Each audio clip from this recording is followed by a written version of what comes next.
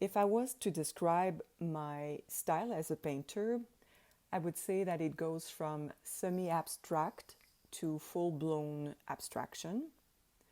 I would point out as well that there's an element of symbolism in it, especially the series called Homeland, which is an open series. I've been working on that motif for over 10 years now. And it's this little shape that looks like a house or a grain bin or a barn. It's what I call an anchor or a point of entry into the work. It gives the viewers an opportunity to connect with that element, that symbol, and then find their own understanding of what the work is all about.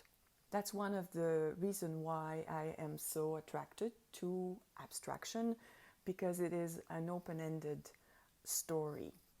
When I do look back at some of the paintings, the landscapes from the last 15 years or so, there are artworks that are more closely referencing the geography of the prairies.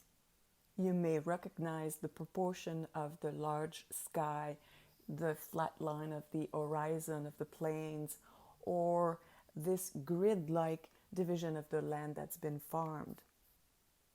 For other artworks, I've felt the need to be more abstracted, which means that the intention behind these paintings is not as much about the landscape, but very much about the construction of that image, meaning the lines, the shapes, the contrast between lighter and darker areas, the colors, the proportion of the composition, even the inclusion of other materials than the encaustic paint.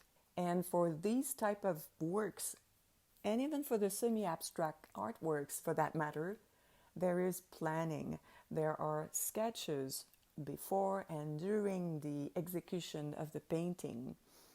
There's also a portion of what I would call improvisation, based very solidly on experience, the know-how, the savoir-faire of the painter, that brings the composition to fruition. To me, these more abstracted works are very much about a state of mind, an invitation for contemplation or even introspection. And every time a viewer stands in front of these paintings, he or she is invited to come along that creative journey.